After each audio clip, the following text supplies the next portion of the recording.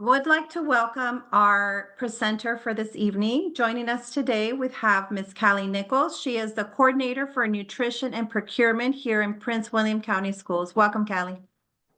Thank you so much for having me. I am so excited to be with you all this evening. As Yannette said, my name is Callie and I work within the Food and Nutrition Department on nutrition and procurement. And so tonight I am going to talk about the work that we are doing within the Food and Nutrition Department here in PWCS. And specifically, I'm going to focus on our student-driven menu initiative, the work that we are doing this year, and the work that we are going to continue to do in years going forward to make sure that every student knows that they have something that they can eat and that they're excited to eat when they come to school. So tonight, this is a brief agenda of what we're going to cover. So first, I'm going to center our conversation on who we are, the work that we do as the Food and Nutrition Department, what our mission and our vision is for that work. Then I'm going to discuss the ongoing work that we are doing this year to support our diverse student population with the goal of increasing meal participation, of increasing accessibility, so making sure that all students have access to our meal programs in school, and also increasing the comfort that students feel when they come into the cafeteria and that comfort that they feel during their school meal dining experience. And then I'm going to close out with a discussion of some of the work that we're doing this year to engage our students in new ways and exciting ways to really increase those student-driven menu options on our menus this year and then our menus going forward as well. So a little bit about who we are. If you are unfamiliar, every student in PWCS has access to breakfast and lunch at school. And throughout this presentation, you might hear me say the word school meals. And when I say school meals, I'm referring to those breakfasts and lunches that students have access to at school. And through those breakfasts and lunches that students access at school, our mission really is to provide enjoyable, wholesome, high quality, nutritious meals. So when we buy the food, when we cook that food, when we serve that food, when we plan the menus, we're really focusing on making sure that it's enjoyable, wholesome, high quality, and nutritious. And then we also want to make sure that it's served in an efficient and friendly manner, that students feel comfortable when they come into the cafeteria, they know that they belong. And like I said at the beginning of this, that they know there's something that they can eat, there's something that they're really excited to eat when they come to school. And when we say high quality and nutritious meals, I just briefly want to talk about what do we mean when we say that, and what does high quality and nutritious meals mean to us within the Food and Nutrition Department. And so here are a few things that we prioritize within our school meals. The first is scratch cooking. So every Prince William County school cafeteria offers scratch-made entrees and sides. And I'll show you some of our menus later on in this presentation and how you can look at those menus and identify which entrees and sides are scratch-made.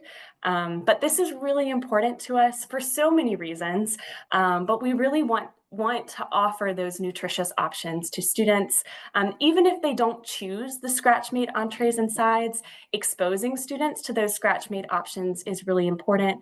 Providing that variety, providing those colors, and making those meals more exciting is all part of our endeavor to scratch make entrees and sides in the kitchens.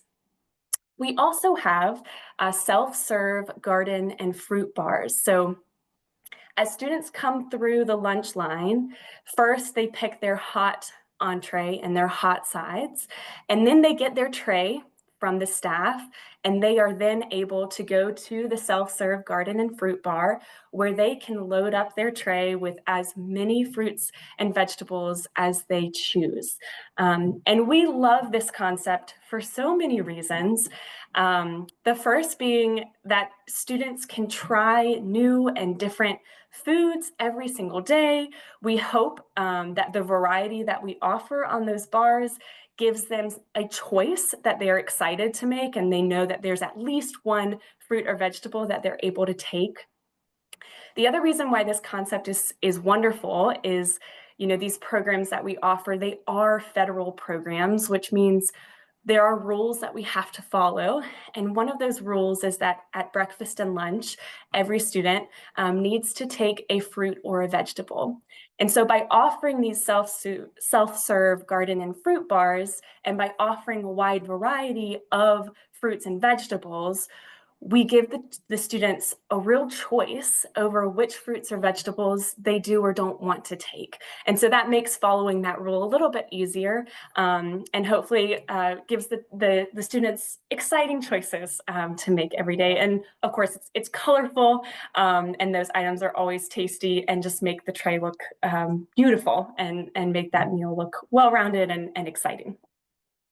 And then the third priority that we have is our kind of no ingredient list. So this is a list of ingredients that we prohibit in the foods that we offer. So when we go out to buy food that we then prepare in our cafeterias and in our kitchens, we make sure that that food does not contain this list of ingredients.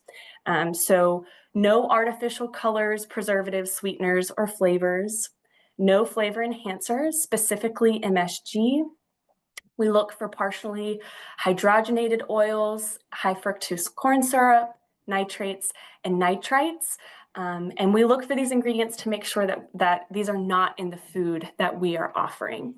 And I say this because there's been a lot of conversation about these ingredients recently, and this work Prince William County Schools has been doing for a decade now. So we've really been ahead of the curve, and it's something to be proud of, and something that you might be interested to know about the meals that your students have access to in school.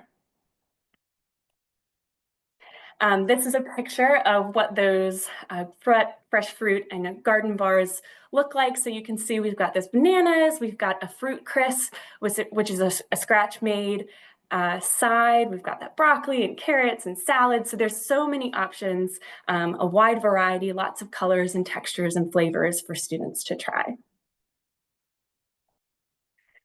And then here I have a couple quick videos that were posted on social media this year, showcasing some of the scratch cooking that happens in the kitchen. So I'm going to play these because they're fun, and you can see what those kitchens look like and what that really that scratch cooking looks like in our kitchens.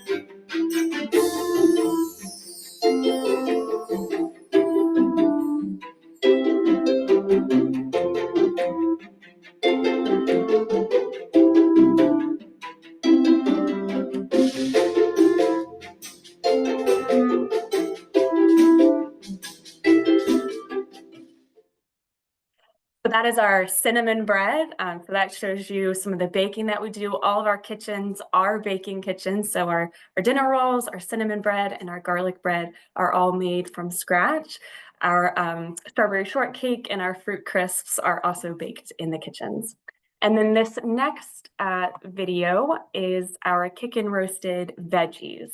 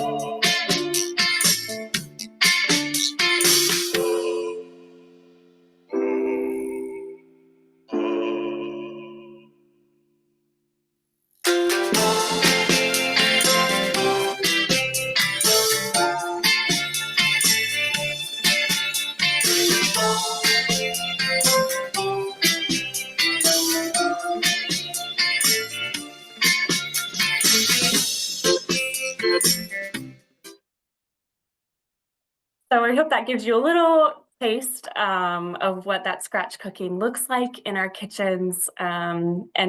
These vegetables specifically, they're so colorful, and we just hope that they pop and that students see them and are intrigued and want to try new flavors and textures when they come to lunch.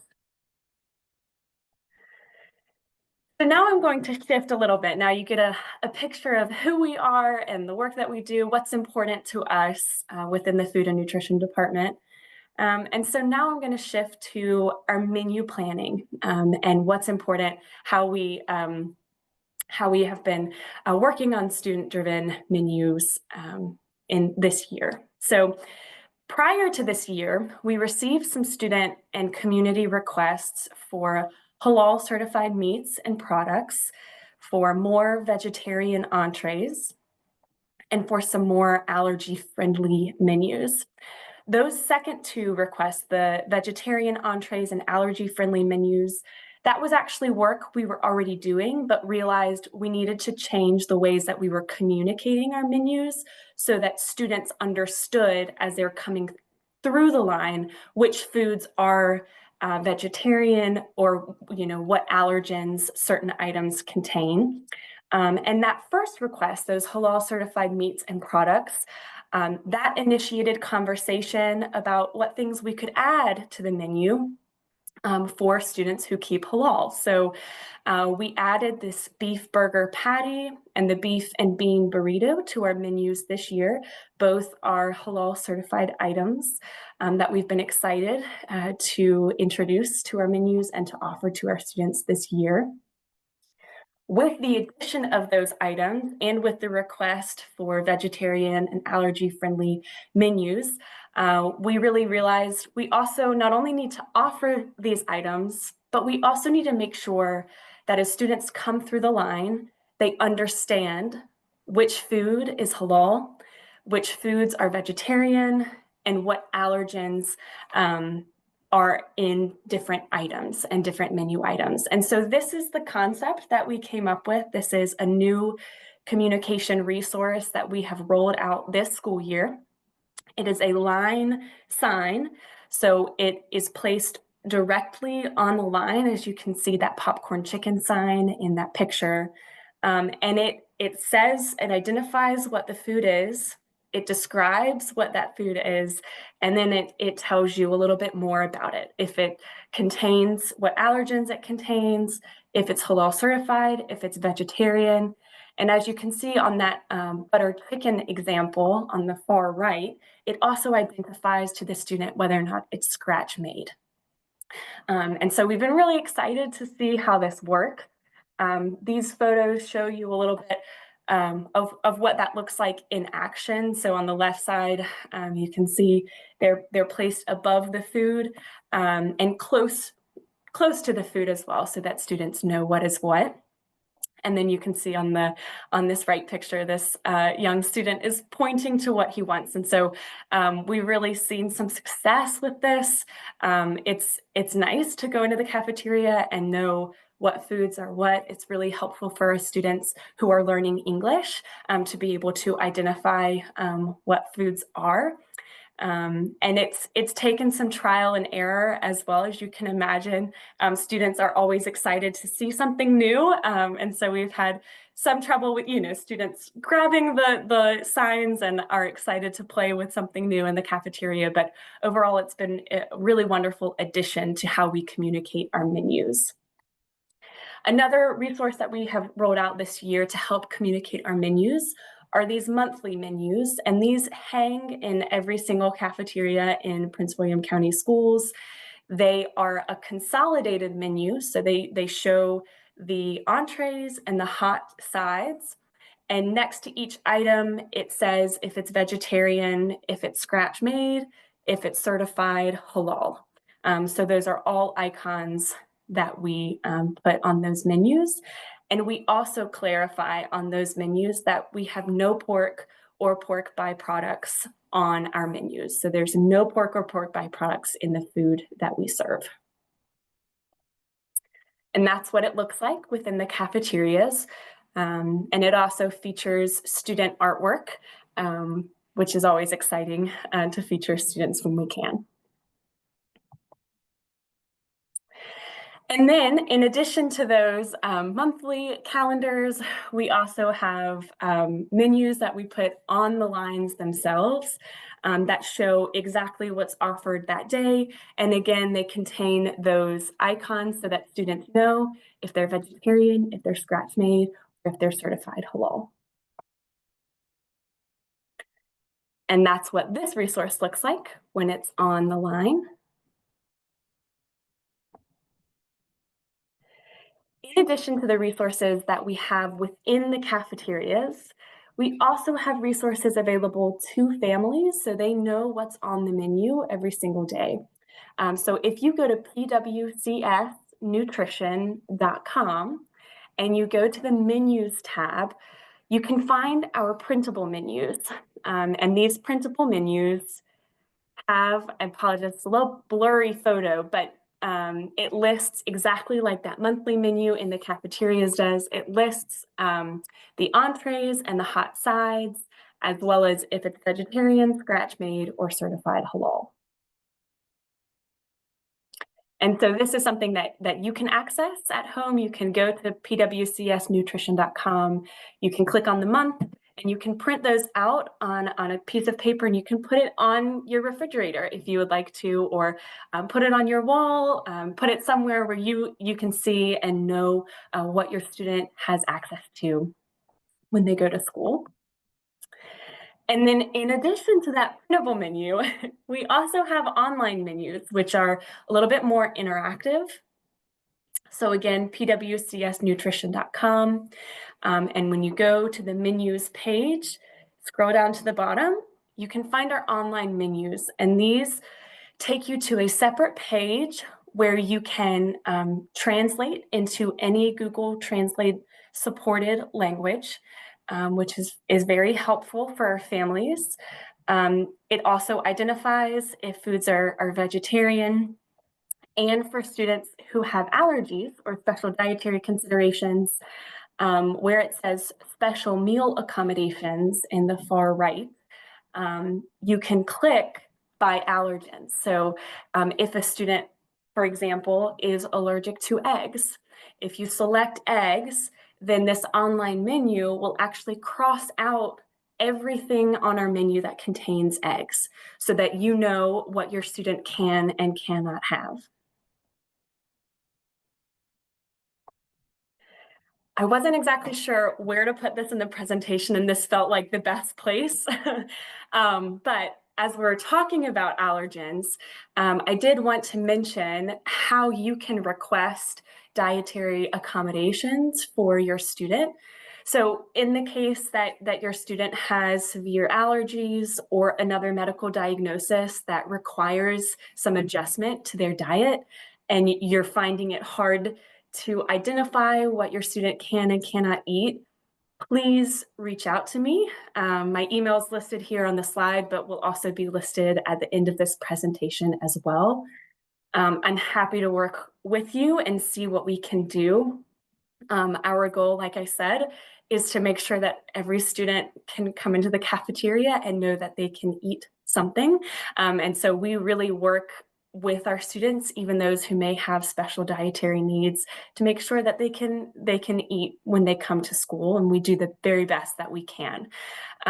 They're on our website, so if you go to pwcsnutrition.com and click on special diets, there's more information about how to request those dietary accommodations, but we do have a form called the Dietary Modification Medical Statement Form, where you can fill out information about your student's dietary needs, submit that to me, and then we will go from there. And we may create a special menu for your student, or communicate on how they can work within the menu that we're already offering based on their need.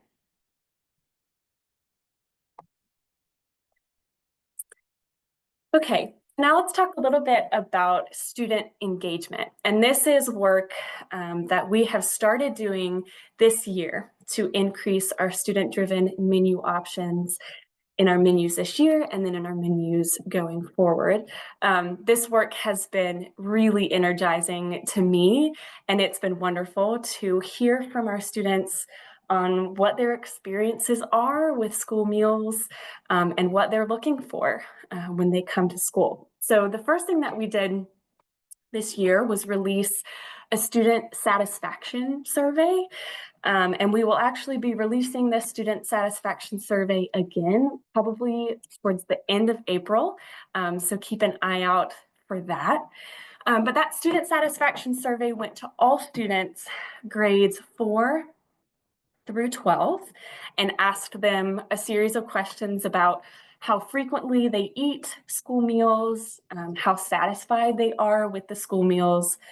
Do they taste good? Do they smell good? Do they look good? And then we also asked for some feedback. You know, what are some things that you would like to see on the school menu? What are some things that you would like to eat when you go to school? So like I said, we will be releasing that survey again in the spring. So if your student has some specific feedback that they would like to give us, please keep an eye out for that survey. We will definitely send an email to all parents to let them know that the survey is about to be released, so that they can assist with that as well. The second way that we have been engaging our students this year is through facilitated conversations with students themselves. So we have been working with the middle school student voice committees, as well as the high school student senate. And we have asked questions similar to those that are on the satisfaction survey, but because they're in person, we're able to ask some important follow-up questions and really engage in some wonderful conversations with students about what they do and don't like with school meals, and what they're looking for, and requests that they may have. We also have our annual food show. This past year was our 33rd annual food show. It happened in November. I hope some of you may have been there or at least heard about it. But if you were not able to come, or this is the first you're hearing about the food show, don't worry, we're gonna have another one next year. So we hope to see you in November. Will be our 34th annual food show. But this is an opportunity for us to showcase a variety of recipes and food items that we are looking to add to the school menus. And all of our students and community members, families, parents, they all have an opportunity to taste all of those different items and recipes and give us feedback in the moment. It's free and open to anybody who wants to come. It's a wonderful event, and it's just a a blast. It's so fun. So this past year, we showed 16 recipes, and I believe 9 of those recipes, 9 or 12, I can't remember which of those, but the majority of the recipes that we showed were actually student written and staff written recipes. So we had a student recipe contest in the fall, and a staff recipe contest in the fall as well. And so submissions to those recipe contests we reviewed at the office, tested them out, and then showcased many of those at our food show. And a couple of those recipes we're adding to the menu this school year. So that is really exciting, and a direct representation of how we are able to use the student engagement work, and how that informs our menus.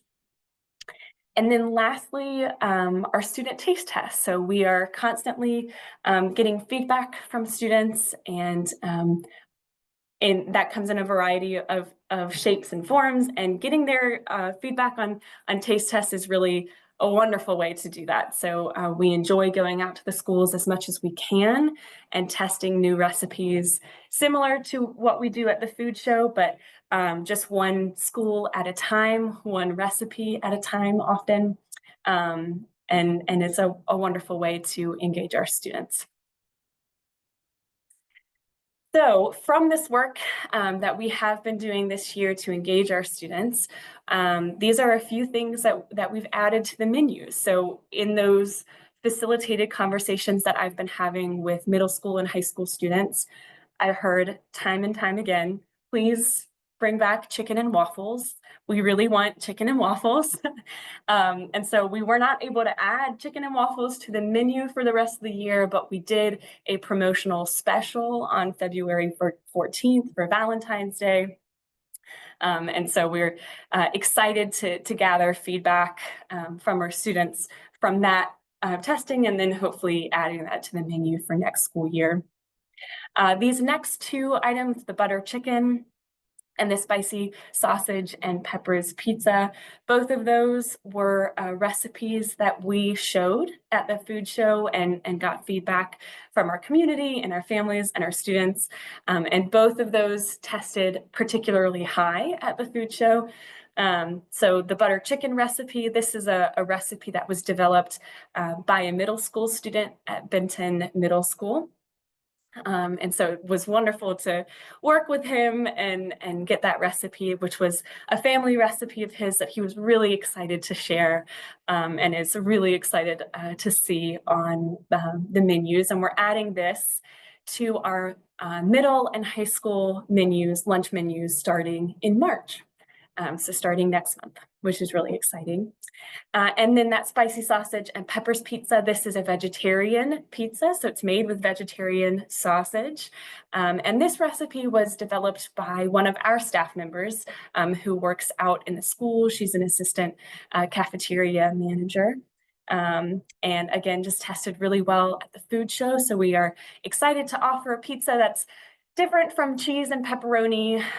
It's colorful and flavorful, and is also vegetarian. So it checks a lot of boxes for what we are looking for. And so we are really continuing this work going forward. We are continuing to gather feedback from students. We are working on our menus for next school year, and I will be speaking with those middle and high school students in the coming months to get their feedback on those menus. And then we are also hoping to identify ways to get feedback from parents and from families on what it is that you're looking for from the menus. So definitely keep an eye out for ways that we are looking for feedback from you all too. But thank you all so much. And I breezed through that presentation quickly, but I hope this gives us plenty of time for questions in case you have any about the work that we are doing or the student-driven menu initiative specifically. Thank you, Kelly. That was wonderful, wonderful information that I think is valuable for us as, parents, as, educators, definitely to have. We do have a question in the Q&A. It says, do you have a plan for reducing the amount of foods with high amount of carbohydrates? So not specifically carbohydrates, no. All of our meals are compliant with the federal regulations. So we have specific dietary requirements that we have to meet because these programs that we operate are federal programs. And so some of those nutrients that we look for are calories, sodium, added sugar, total fat, saturated fat. Those are kind of the specific nutrients that we focus on that are outlined for us by the USDA. And then within that, we also have a meal pattern that we have to comply with. And that means that every meal that every lunch that's offered has to have a protein, a grain, a vegetable, a fruit, and a milk that's offered to students. And then students get to choose which 3 of those 5 they want to take. They can take all 5 if they want, but they need to take at least 3. One of those needs to be a fruit or vegetable. Carbohydrates is not specified, and so there's no plan to reduce carbohydrates. There is a plan to reduce added sugars. So if that's of interest, there is definitely movement in that direction. All right, it looks like that was the only question we had in the Q&A. You're more than welcome to raise your hand if you have a question, or you can always type it in the chat. We'll just give you a minute or so to see if anybody else has questions.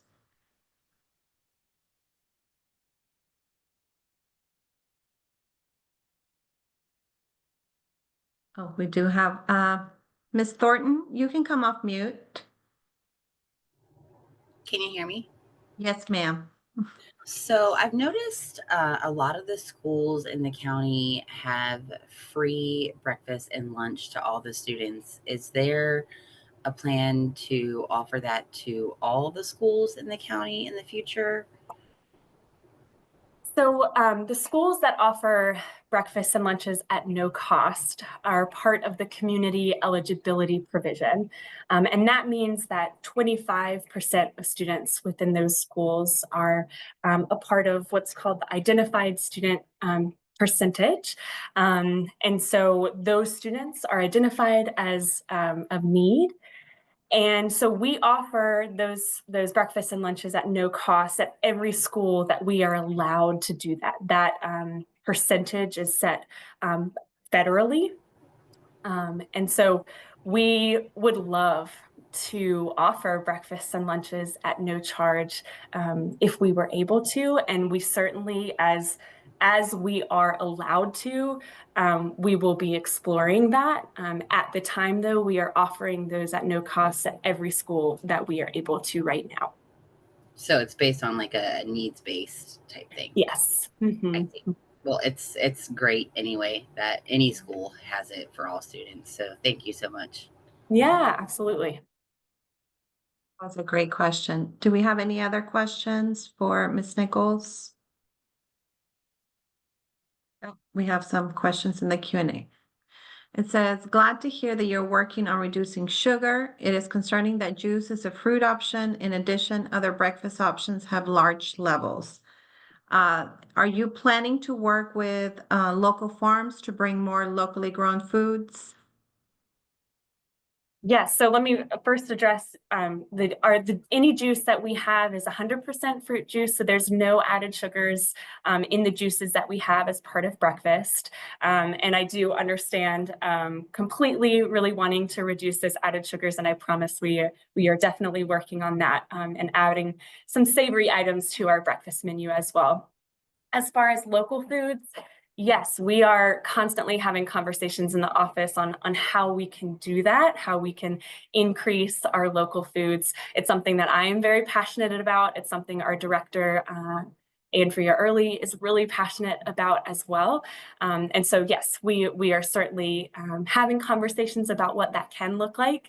Prince William County Schools is a huge school division, and so there are, of course, challenges with that.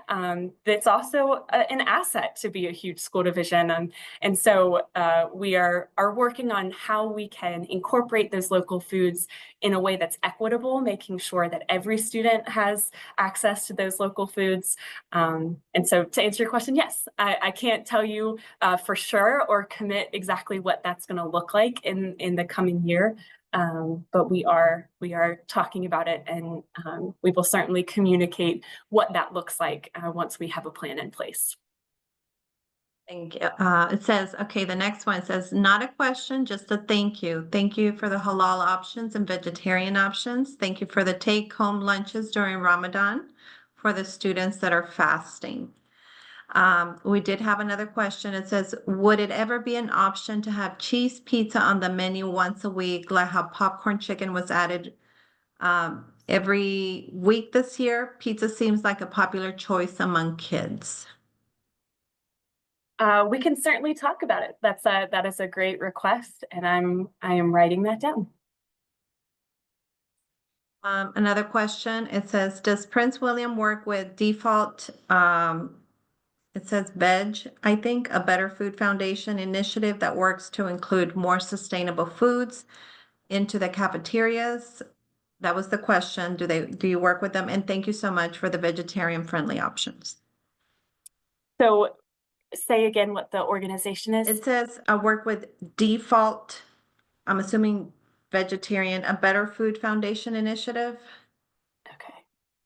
I'm writing that down. I have not heard of that before. I will definitely do some research. So no, we are not currently working with them.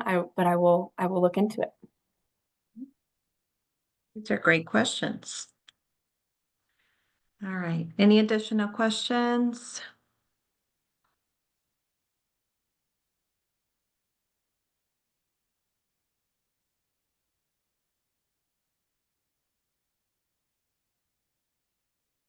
All right, I think that is it. Thank you so much again, Callie, for joining us today. As I mentioned in the chat, this session is being recorded, and I will send a follow-up email to all who registered. I'll make sure that you have the session for on-demand viewing, and we will also provide Callie's presentation, as well as contact information and website, information as well for you to use as a resource.